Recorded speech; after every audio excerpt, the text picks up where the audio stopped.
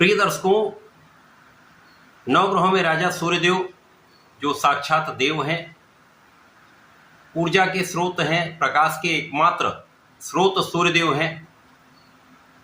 इस संपूर्ण जगत का पालन पोषण सूर्यदेव करते हैं, क्योंकि सूर्यदेव के आगमन के साथ ही संपूर्ण जगत में प्राण का संचार हो जाता है, ऊर्जा का प्रवाह हो जाता है। सूर्यदेव राजा हैं, राजा के समान ही इनका कर्तव्य है, आचरण है, प्रभाव है, उत्तरदायित्व है, कर्तव्य है, क्षमता भी है, सामर्थ्य भी है। नेतृत्व का प्रभाव सूर्यदेव देते हैं। आत्मबल के कारक सूर्यदेव हैं तथा पिता के कारक सूर्यदेव हैं। शासन सत्ता का संपूर्ण सुख सूर्यदेव प्रदान करते हैं। 22 जून से सूर्यदेव अपने नक्षत्र का परिवर्तन कर चुके हैं। वर्तमान समय में राहु के नक्षत्र आर्द्रा नक्षत्र में इनका गोचर आरंभ हो चुका है, जो 5 जुलाई तक रहने वाला है। सूर्यदेव का आर्द्रा नक्षत्र में प्रवेश कुछ विशेष योग बनाता है, क्योंकि सूर्यदेव अत्यंत गर्म है। आर्द्रा का अर्थ है नमी, अर्थात यहाँ से वायुमंडल में कुछ ऐसे परिवर्तन होते जिससे वातावरण का प्रभाव परिवर्तित हो जाता है। वर्षा ऋतु का आरंभ हो जाता है। वर्षा के आगमन से संपूर्ण जीव जगत में उत्साह का संचार हो जाता था। इस प्रकृति में नया आभा का संचार हो जाता है। आर्द्रा नक्षत्र में सूर्य का जो प्रभाव है अत्यंत विशेष होता है, जिसका प्रभाव समस्त राशि के जातकों को प्राप्त हो रहा है। आज मैं कर्क, सिंह तथा कन्या राशि पर सूर्यदेव के इस नक्षत्र परिवर्तन का किस प्रकार का प्रभाव प्राप्त होने वाला है, इस समय में आपको कैसे प्रभाव मिलेंगे, कितना लाभ मिलेगा, इसका संपूर्ण विश्लेषण मैं पूर्ण तर्क के साथ करने जा रहा हूं। जय श्री गणेश, नमस्कार। मैं आचार्य संजय द्विवेदी। मेरे समस्त प्रबुद्ध दर्शकों का मेरे चैनल पर हार्दिक स्वागत है। प्रिय दर्शकों, सूर्यदेव का जब कर्क राशि के लिए यदि हम अवलोकन करें तो ये गोचर द्वादश भाव में चल रहा है। अब द्वादश भाव जो कि त्रिक भाव है, परंतु सूर्यदेव को कोई त्रिक दोष का प्रभाव प्राप्त नहीं होता है, तो यहाँ पर किसी प्रकार का कोई बड़ा संकट नहीं है। केवल यहाँ पर आपको अपने विरोधियों से सावधान रहना चाहिए, कानूनी समस्याओं से सावधान रहना चाहिए, किसी प्रकार के विवाद में पड़ने से बचना चाहिए।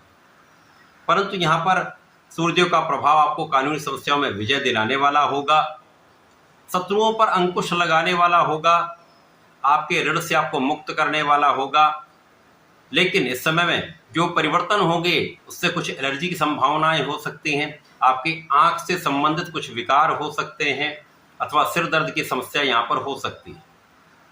कर्क राशि के जातकों के लिए 12वें भाव में सूर्यदेव का होना निश्चित रूप से विरोधियों पर भी अंकुश लगाने वाला होगा, आपके कार्यक्षेत्र में आपको अवसर दिलाने वाला होगा, नौकरी की प्राप्ति कराने वाला होगा। परंतु अपने स्वास्थ्य का आपको ध्यान रखना चाहिए तथा किसी प्रकार के विवाद में पड़ने से बचना चाहिए।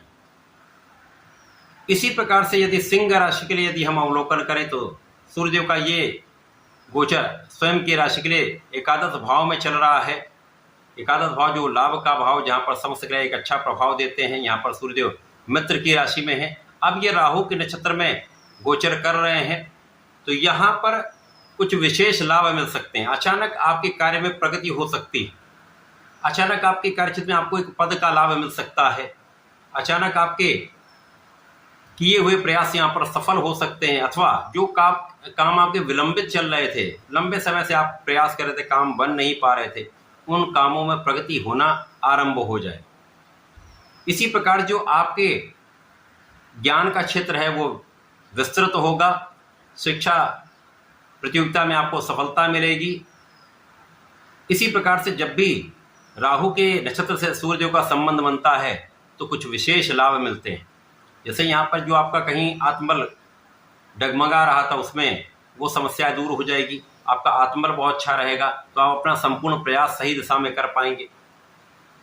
इसी प्रकार से शासन प्रशासन से एक अच्छा लाभ आपको मिल पाएगा, लाभ की मात्रा में पहले से कई गुना वृद्धि हो पाएगी।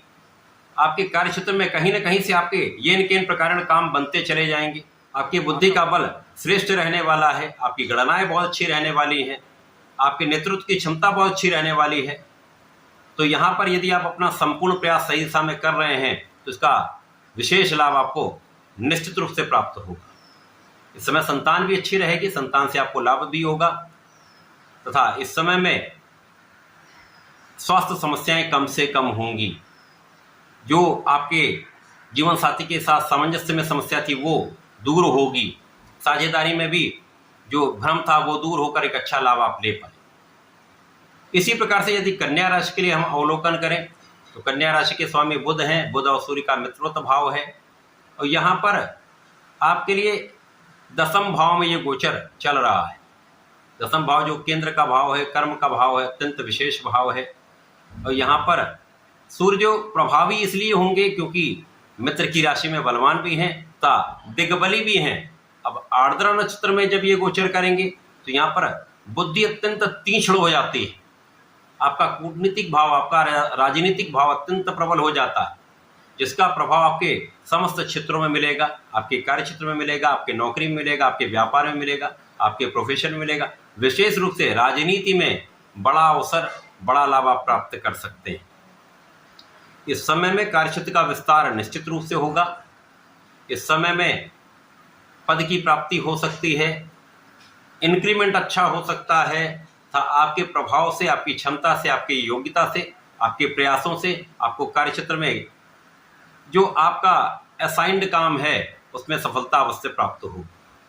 इसी प्रकार से आपका जो किया हुआ परिश्रम आपके राजनीतिक क्षेत्र में है वहाँ पर एक बड़ा अवसर आपके लिए निश्चित रूप से प्राप्त होगा, जिसका लाभ आपको आपके जीवन में प्राप्त होने वाला है। लोगों का सहयोग मिलेगा। यहाँ पर ध्यान कहाँ रखना है, अपनी इमेज को अच्छा बनाकर रखें। किसी प्रकार का विवाद या किसी प्रकार की लड़ाई झगड़े में पड़ने से बचेंगे तो आपकी इमेज साफ सुथरी बनी रहेगी, जिसका लाभ आपको आपके कार्यक्षेत्र में प्राप्त होगा। कार्यक्षेत्र में वृद्धि, आपके धन के क्षेत्र में वृद्धि, आपका मानसिक बल, आपका नेतृत्व का गुण, आपकी बुद्धि का बल, आपकी वाणी का प्रभाव आपको कला क्षेत्र में बड़ा नाम दिलाने वाला है, बड़े अवसर की प्राप्ति कराने वाला है, जिससे धन का विशेष लाभ आपको प्राप्त होगा। तो कर्क, सिंह और कन्या तीनों राशि के जातकों के कुछ विशेष अवसर हैं, कुछ विशेष लाभ हैं, बड़े योग हैं। कर्क राशि के जातकों को भगवान शिव पर जलार्चन करना चाहिए। प्रत्येक सोमवार को दूध का अभिषेक करना चाहिए, नमः शिवाय का जप करना चाहिए, विशेष लाभ मिलेंगे। सिंह राशि के जातकों को रविवार को भगवान भोलेनाथ पर जलार्चन करना चाहिए। लाल पुष्प, लाल चंदन का अर्पण करके भगवान महादेव के महामृत्युंजय मंत्र का 27 बार जप करेंगे तो विशेष लाभ मिलेगा। इसी प्रकार से कन्या राशि के जातकों को गणपति महाराज को दूर्वा अर्पित करनी चाहिए तथा भगवान भोलेनाथ पर बेलपत्र का अर्पण करके नमः शिवाय का 108 बार जप करें, विशेष लाभ मिलेंगे। तो ऐसा करके इसका उपयोग करें, लाभ लें। धन्यवाद, नमस्कार।